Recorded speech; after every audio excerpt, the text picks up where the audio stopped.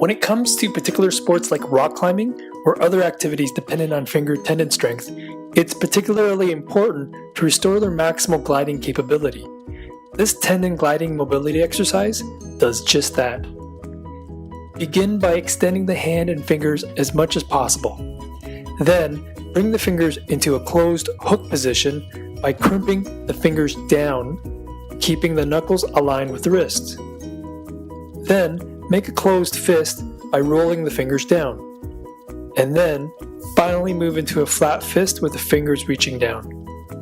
Perform the movement in a slow and rhythmic sequence by moving through a full range of motion and keeping the wrist in neutral. Do this for 3 sets of 10 repetitions, 3 times per day is excellent for rock climbers, volleyball players, and any other activities that require intense finger strength and mobility.